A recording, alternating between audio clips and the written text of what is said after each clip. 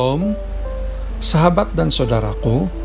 Pada hari ini kita akan merenungkan bersama tentang bertahan di tengah cabaran hidup.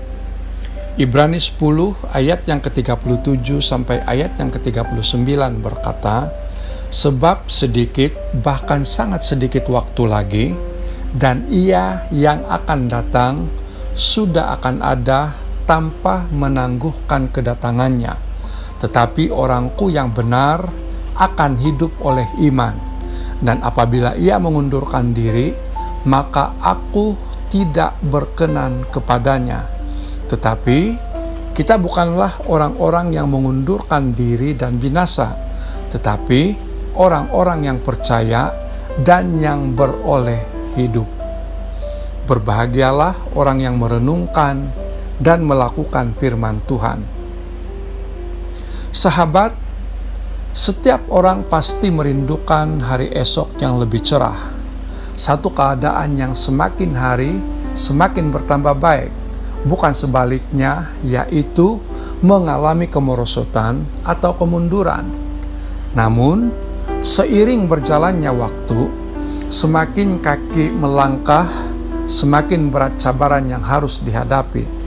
Bagi mereka yang tidak mempunyai iman yang kuat, keadaan atau situasi berat semakin mempengaruhi hati dan pikiran mereka, sehingga tidak sedikit dari mereka yang tergoncang dan menjadi tawar hati. Ada tertulis, jika engkau tawar hati pada masa kesesakan, kecillah kekuatanmu. Amsal 24 ayat yang ke-10.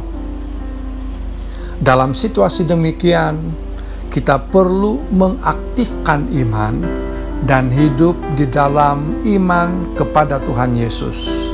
Inilah kunci untuk dapat bertahan di tengah cabaran, yaitu datang kepada Bapa di dalam nama Tuhan Yesus untuk berdoa dan memohon segala janji yang telah diberikannya kepada kita. Ibrani 10 ayat yang ke-22 berkata, karena itu marilah kita menghadap Allah dengan hati yang tulus ikhlas dan keyakinan iman yang teguh. Oleh karena hati kita telah dibersihkan dari hati nurani yang jahat dan tubuh kita telah dibasuh dengan air yang murni. Tanpa iman, tidak seorang pun dapat bertahan hidup dengan benar. Sebab selama di dunia ini, kita tidak akan dapat melarikan diri dari berbagai pencobaan, tekanan, himpitan, masalah, sakit penyakit, dan sebagainya. Seorang yang tidak benar tidak dapat hidup oleh iman, karena dia telah mengundurkan diri dari kasih kurnia Tuhan dan hidup menurut kehendaknya sendiri, sehingga dengan akal dan kekuatan sendiri berusaha untuk menyelesaikan segala persoalan yang dihadapinya. Sahabat dan saudaraku, iman bukanlah keinginan.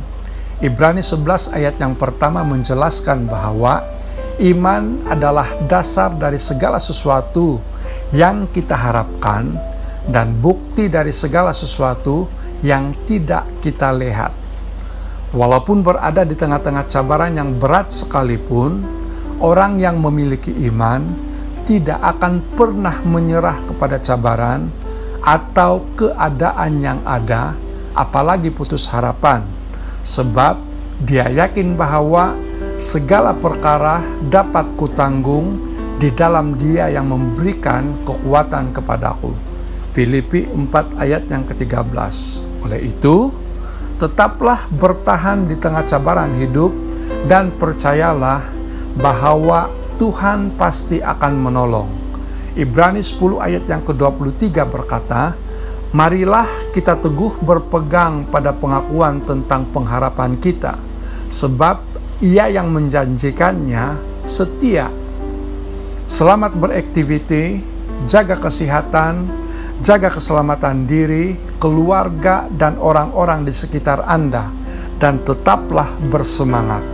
Tuhan Yesus memberkati. Marilah kita berdoa. Tuhan, Engkau adalah pengharapan kami. Segala perkara dapat kami tanggung karena Engkaulah yang memberikan kekuatan kepada kami. Terima kasih Tuhan, di dalam nama-Mu kami berdoa. Amin.